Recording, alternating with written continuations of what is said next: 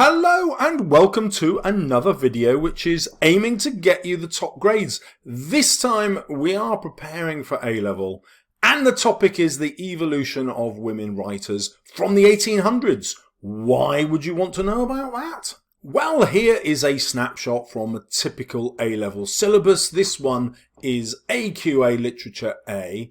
And you can see we have major 19th century female writers. Jane Austen, Charlotte Bronte, Emily Bronte, Kate Chopin. And then when you move into the 20th century, we also have Daphne du Maurier.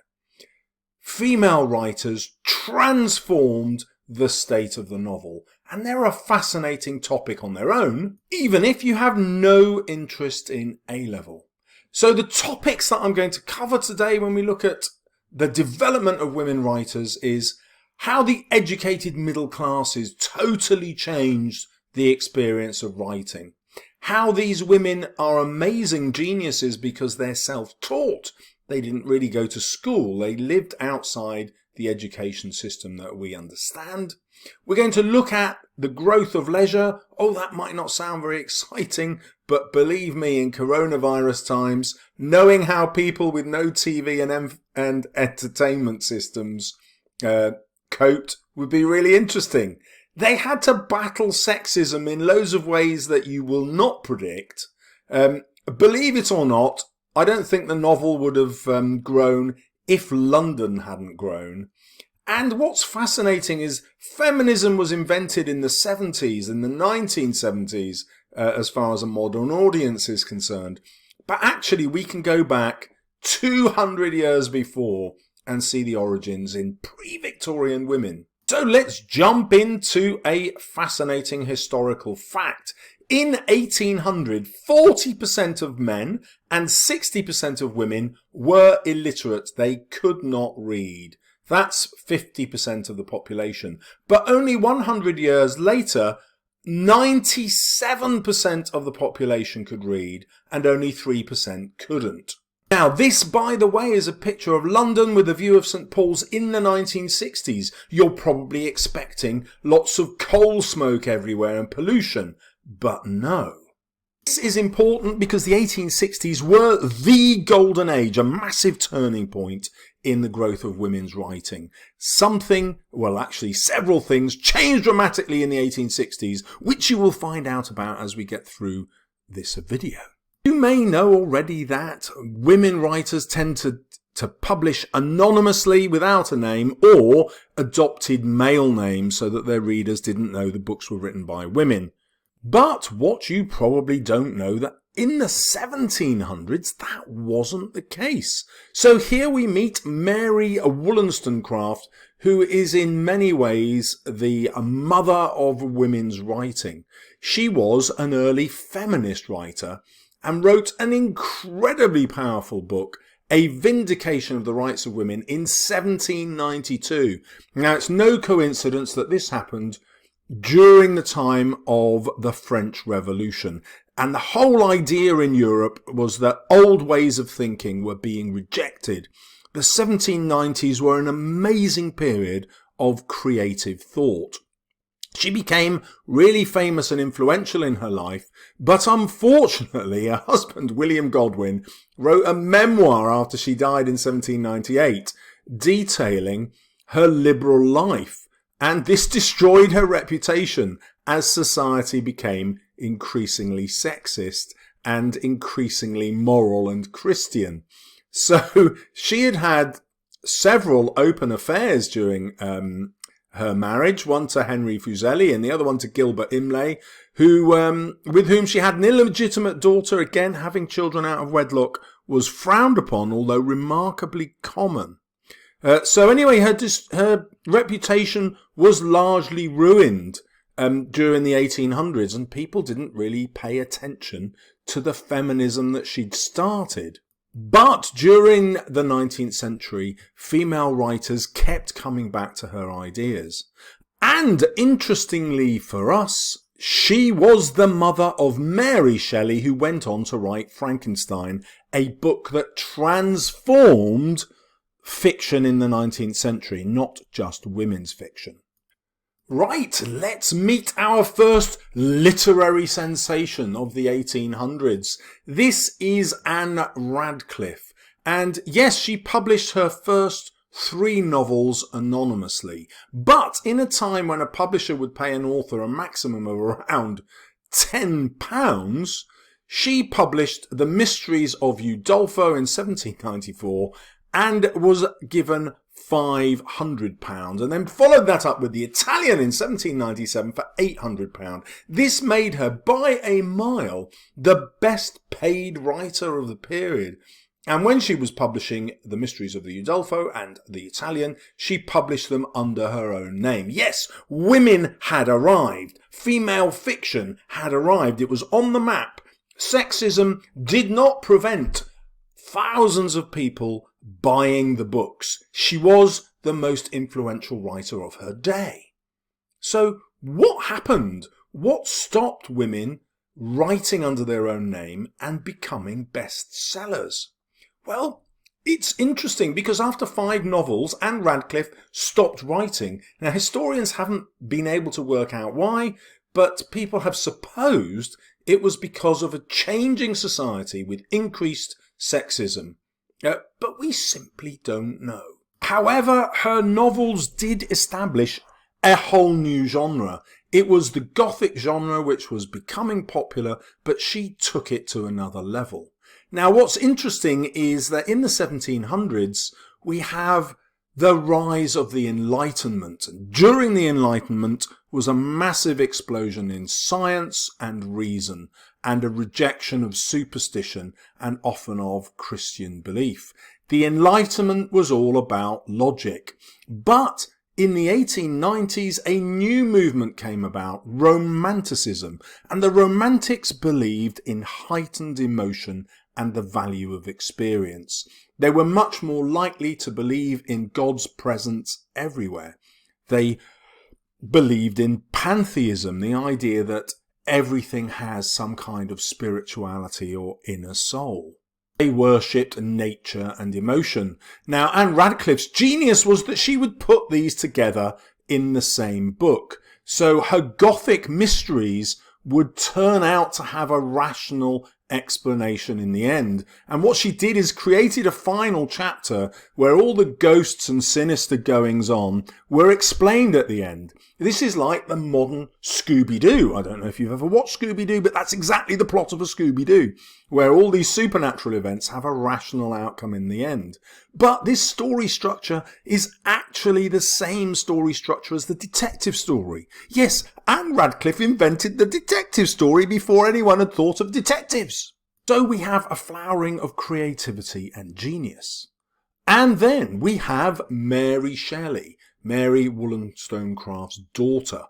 So she is famous for having written Frankenstein. She did write other novels, but they didn't become anywhere near as famous. But what an unconventional life she had. At 17, she met Percy Bysshe Shelley, and then in 1816, when she was still only 19, she went away with him to Switzerland with Lord Byron. Lord Byron's a figure who crops up repeatedly in your study of Romanticism, rich, dangerous to know, constantly having affairs, and one of the people he had an affairs with was Claire Clairmont, who was Mary Shelley's half-sister. So anyway, they went off to Switzerland and developed writing competitions. Out of that, Frankenstein was born. She actually lived such an unconventional life that by 1818 she decided that she had to leave England, leave Britain and move to Italy. This is possibly a signal to us that the 1800s showed a shift in beliefs about how women should behave. So her relationship with Percy Bysshe Shelley was seen as slightly scandalous. She in fact eloped with him against her father's wishes and lived much more freely, it could be argued, in Italy. But Frankenstein is another work of genius which was influenced by Romanticism and the Enlightenment. It was published significantly and symbolically on the 1st of January. It wasn't just a new year, but a new way of thinking. So She sets it up with a subtitle, The Modern Prometheus. Now, Prometheus is a figure in Greek legend who was punished by Zeus for stealing God's secret of fire, which he gave to humanity. So the idea behind Frankenstein is that science is allowing mankind to challenge God. As a modern Prometheus, what Dr. Frankenstein does is create something which should be beneficial to man, but also deeply dangerous. And that's the story of the monster that Frankenstein creates. If you read the novel, you'll be astonished at how much you sympathise with Frankenstein's monster.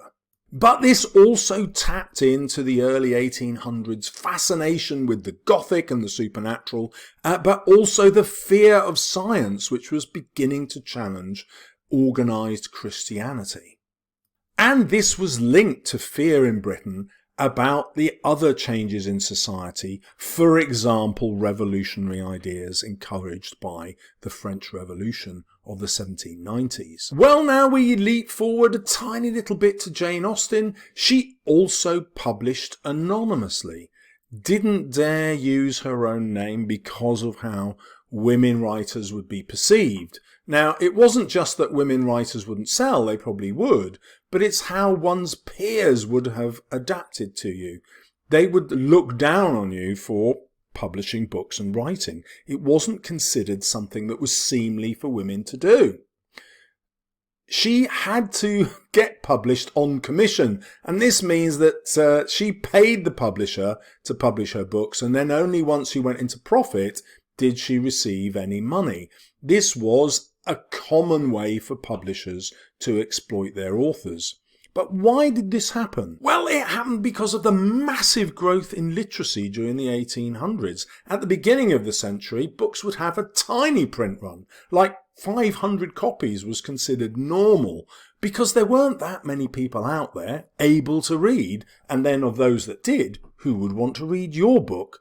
But publishers grew as literacy grew, and so there became an incredible choice of what to read. So initially Jane Austen dealt with a publisher through her brother, but she started to change the way women wrote. She wrote about real life relationships, and this was an important break with the Gothic and Romantic tradition.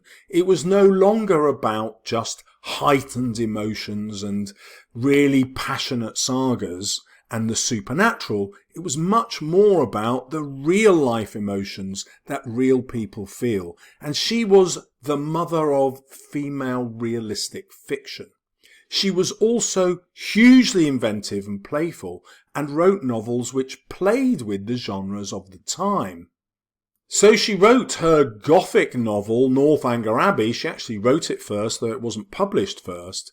And it mocked the mysteries of Udolpho in a playful way.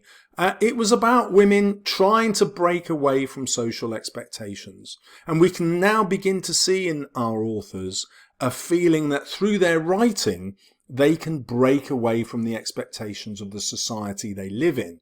Unfortunately, they couldn't all be free spirits with enough money and courage to run off like Mary Shelley. They still lived in some ways very trapped lives. Although they didn't have to go out for a job, they weren't able to go out and get a job. There were limited opportunities for middle-class women who were therefore quite poor. They didn't have an income, and if they didn't marry, they didn't gain prospects in life. So Jane Austen was actually reasonably poor by modern standards, although very typical of her day. However, becoming an author allowed her to change her life. She wrote Sense and Sensibility, this time mocking the romantic fascination with heightened emotion, which at the time they called sensibility. But still, very focused on real relationships, real people living real lives. And so she changed the idea of what fiction could do. It took time, perhaps, for this to influence other women because she didn't publish under her own name, and therefore people didn't necessarily know a woman had written the novels. Like so many of our writers, she died young and published only 6 novels in her lifetime. However, it was a different matter when it came to publishing political or influential writing that was non-fiction, writing that was aimed at changing society directly. And the big player during this period was Harriet Martineau.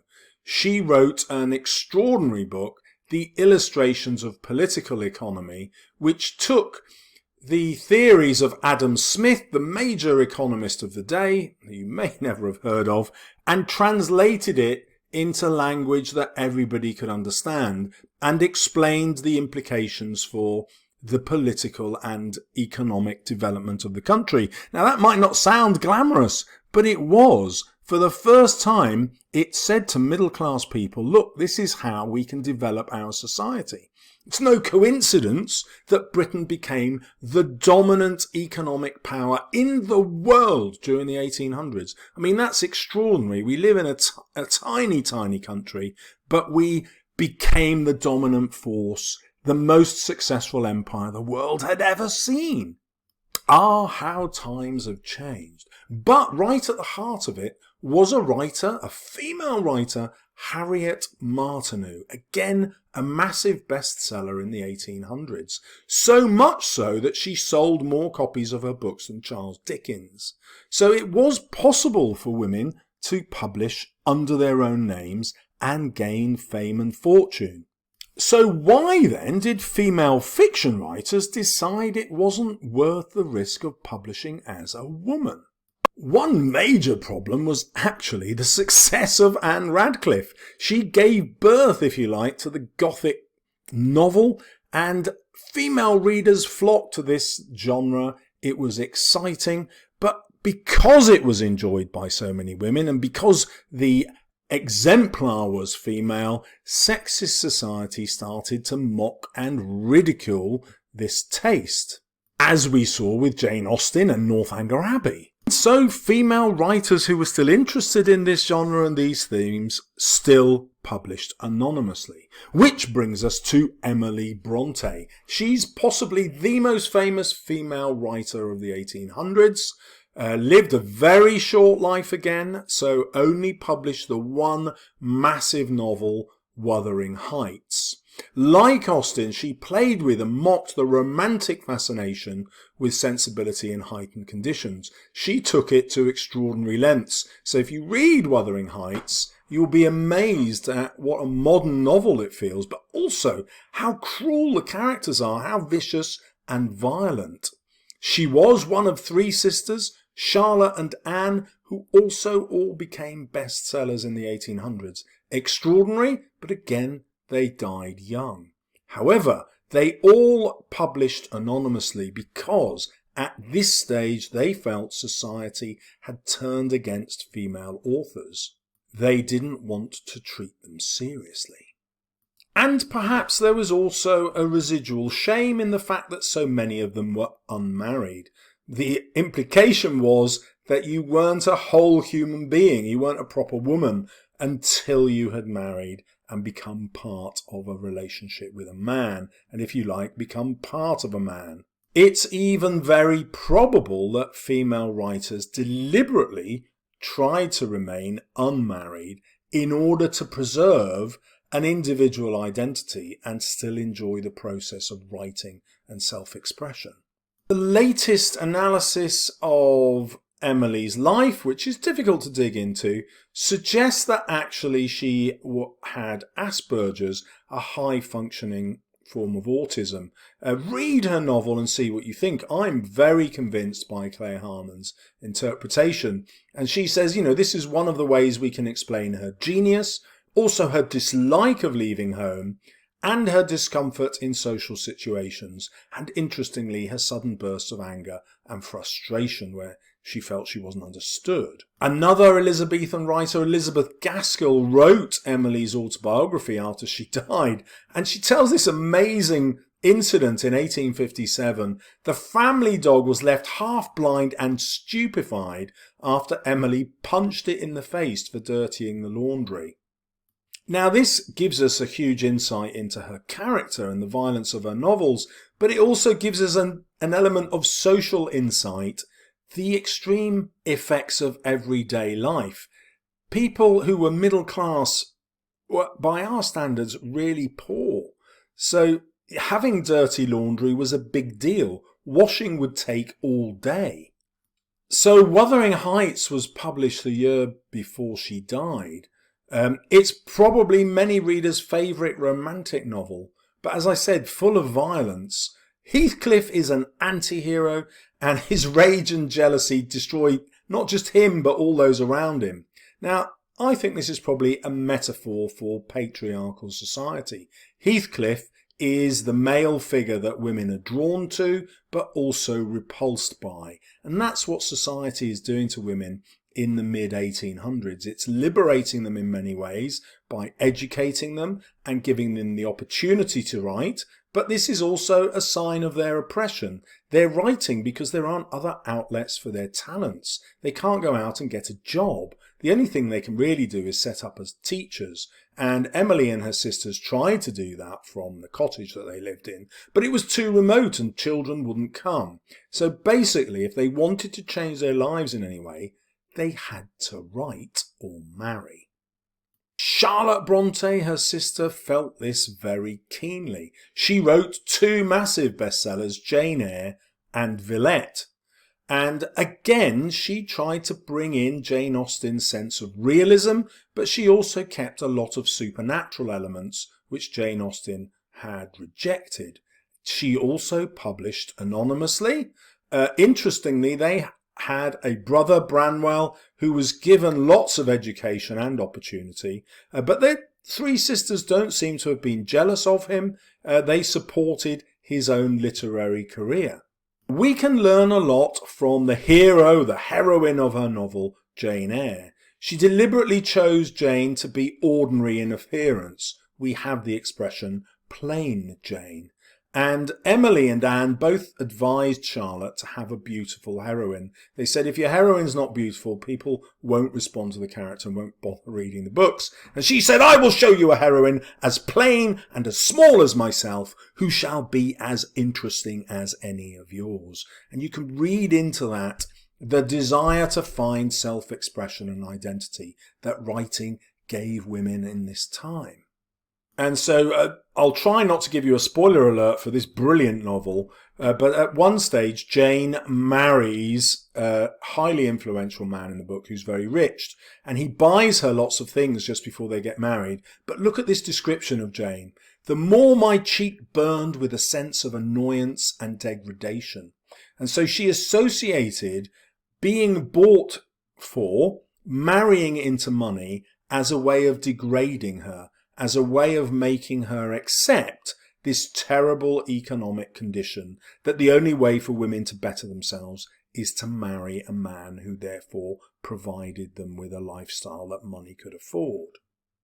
This is really interesting when you get to the end of the book. I won't give away the ending, but also Charlotte Bronte herself did not marry, just as Jane Austen did not marry, Emily did not marry. Even Shelley's marriage was deeply unconventional. And you saw how unconventional Mary Wollstonecraft's life was.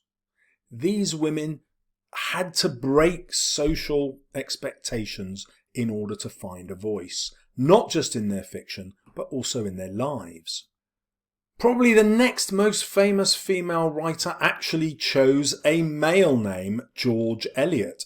Her real name was Mary Ann Evans. You can see that she lives slightly later in the Victorian period. She wrote some amazingly influential novels, all of these bestsellers. Middlemarch is probably widely believed to be the best Victorian novel ever written. Many authors believe the best novel ever written. I have to confess that I've only got halfway through this, and I'm scared to read the whole thing in case it's a disappointment. But I absolutely loved Adam Bede. She's an amazing writer. But what she does, which makes her so interesting to a modern reader, is that she gets rid of all the Gothic and the supernatural and just writes about realistic settings and is fascinated by the psychological development of her characters. She is, if you like, a really modern writer. And she didn't choose a male name because she didn't think she could be successful as a woman. So by the time she was writing, it was possible for women to be appreciated, and for sexism, there was sexism in society, not to stop readers picking a female author. No, she wanted a particular type of reader who was not interested in the Gothic form and heightened emotions and sensibility. And that's why she chose a male name. She was interested in what she considered more educated readers. She wasn't interested in sensationalism. And she thought, I think rightly, that if the readers saw a female name, they'd simply assume they were getting that kind of romantic Gothic fiction, whereas if they saw a male name, they would expect something more serious. So this wasn't really about hiding her identity, it was about branding. Now this is actually a very modern choice. So J.K. Rowling, the biggest selling author in the world, everybody knows that she's a woman and is called Joanne.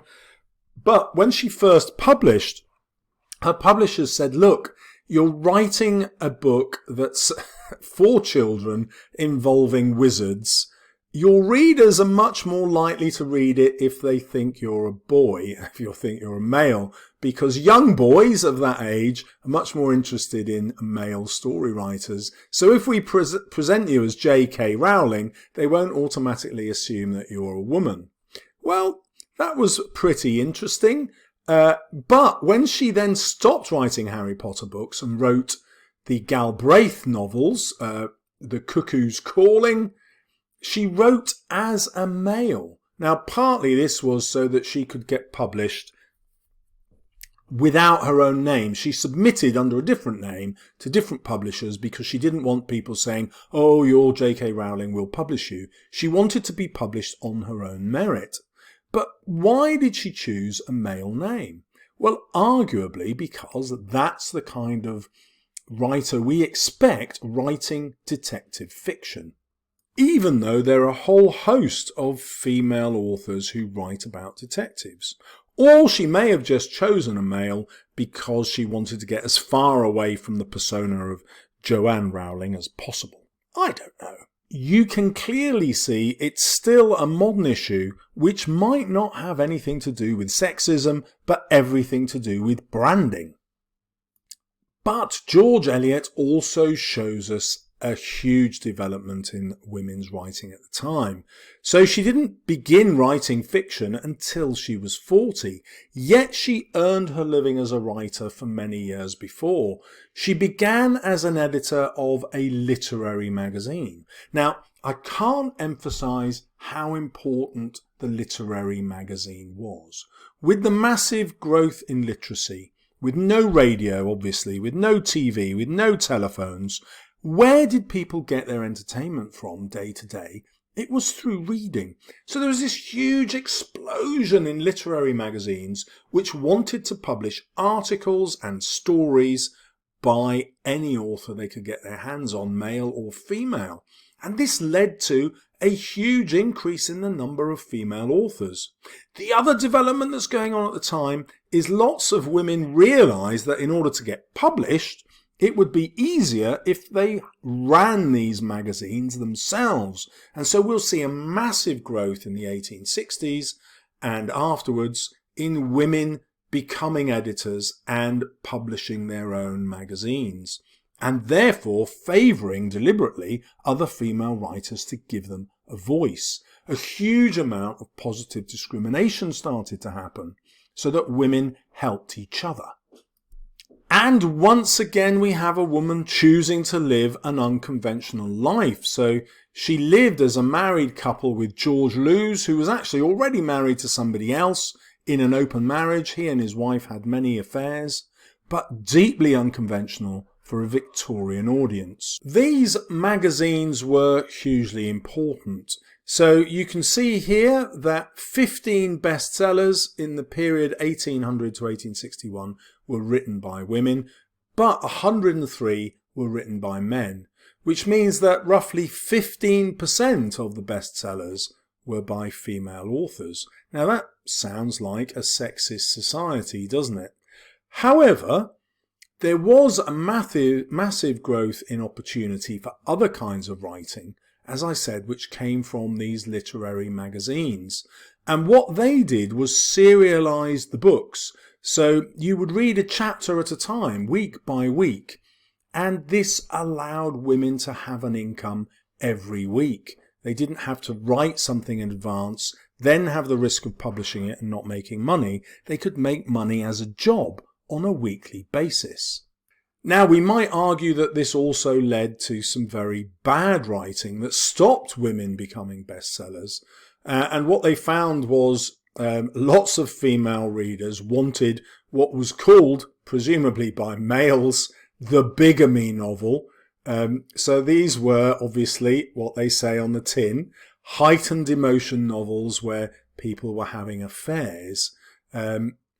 So it was an offshoot of the Gothic novel, which wasn't very realistic. So they kept the heightened emotion and put it into realistic settings, much like our modern soaps. But nevertheless, this provided an opportunity for women to write and get published regularly. We might argue that it detracted from genius. It detracted from writing the big bestsellers. Although, it has to be said, Charles Dickens published most of his novels in the same way, week by week and month by month in literary magazines, often which he edited himself. Now, the other great explosion in women's writing was through poetry. Now, poetry was considered something that was intellectual, but also incredibly common. So in 1800, you were much more likely to be a superstar amongst the public if you were a poet than if you were a novelist. Poets were far more famous. Everybody learned poems, memorized them by heart, and would recite them at social gatherings or in private. Poetry was a big deal, like pop music is a big deal now. Now you'll have your favourite bands that you'll argue passionately about. Well, that didn't happen in 1800, but the same thing happened with poets. Poets were a big deal. And so here we have Elizabeth Barrett Browning. Now, she was typical of many female writers at the time. She's educated at home and so starts publishing like really young. So she wrote her first epic poem when she was aged 11, and then it was printed 5 years later by her father. She was much more famous than Robert Browning, who probably studied at GCSE, another poet who read her poetry and just wanted to meet her, eventually married her. She was also socially aware. So her father made loads of money from slave plantations in Jamaica, and she rejected slavery, was appalled by it, and eloped with Robert. He was 6 years younger than her. They fled to Italy, and she did this as a rebellion partly against her father. She never spoke to him again. Now, her poems are famous for their female topics. They're Christian poems, but also the most famous one is her love poetry, the sonnets from the Portuguese. And what's fascinating about these is they're full of eroticism. They're really, really erotic poems, not what you'd expect from the Victorians at all. And in order to get her readers to accept this, she gave them the title Sonnets from the Portuguese, meaning these sonnets, love poems, might seem really erotic, but that's just an accident of how they'd been translated from Portuguese. So the idea was that they'd been written in Portuguese and then mistranslated into English. This, of course, was a complete fiction. They were written by her to her husband and about her husband, Robert Browning. Deeply, deeply erotic, fascinating poetry, which the Victorians accepted under the illusion that they weren't really as erotic as they were. So this was a kind of suspension of disbelief. Readers obviously realised they were, although interestingly, in modern times, we've come to downplay the eroticism and play up, if there is such a thing, the Christian imagery. And then we have a similar story with Christina Rossetti. Again, her first brilliant poem written at age 12, again had to be published by a male in her family when she was really young, just 17. But here we've got the idea of patriarchal authority changing. So there are enough men in positions of power to support women. For example, Dickens went out of his way to publish female authors in his magazines, not because he believed necessarily in equality, you might argue that he was sexist in many ways, but because he realised that women writers were good and women readers would want to read them. Now, sadly, this didn't give her much financial independence. She still had to work as a governess, and typical of the time, she also died young of cancer at age 44. And it's remarkable how often this motif occurs of dying young and moving to Italy to escape British society. Now, what was the effect of this growing literacy and this growing publication of female writing? Well, between 1871 and 1891, just 20 years, the census, which lists people by profession, showed that women writers who were successful and earning a living from it blossomed. So they increased almost threefold, from 255 to 660 in that time. Now, this happened because of what I'd like to call the Silicon Valley effect. So in America, San Francisco now, you've got this massive growth in tech companies, and that's because they all gravitate towards Silicon Valley. Well, in the 1800s, Silicon Valley was London. You went to London to become a writer, and you got published there, but you also met loads of other writers, and you met loads of other editors. All the opportunities were there, and because London was expanding so much due to the Industrial Revolution and increase in wealth, women flocked there and were able to achieve independence as writers. So they'd relocate there even as single women, which became much more socially acceptable. Then you got a huge growth in serial magazines, which were also aimed at women. Eliza Cook's Journal, Tate's Edinburgh Magazine, Howitt's Journal. Something that you probably take for granted now is the massive growth in libraries. Now, the whole idea in the 1800s was that every single person in the country could dramatically change their life by getting an education. What an inspiring message for coronavirus times when people are stuck at home having to educate themselves. Well, libraries were invented for this very reason, and this allowed an enormous number of working class women to become literate and also to become writers. They also positively discriminated. They set up literary lunches where publishers would get editors together, writers together, and they would meet weekly or monthly in coffee houses and cafes and network. This was the internet before we had the internet, social networking. Now, obviously, writing was hugely attractive to women because it was one of the only ways they could become financially independent. As a middle-class woman, it was frowned upon for you to go out to work. And so writing was really your only avenue apart from teaching. We all know how unattractive that is. And then it's easy to overlook the great desire of women writers to change society. For them, it was also about social reform. And as you remember, that all started before the 1800s with Mary Wollstonecraft. So now when other students are simply reading Jane Austen or Charlotte Bronte or Emily Bronte or Kate Chopin, they're going to be doing it from a narrow perspective. But the perspective you've got from this video will allow you to put these writers in the social context of their time and also appreciate the extraordinary genius that blossomed in the 1800s. Hope you enjoyed it. See you soon on my channel.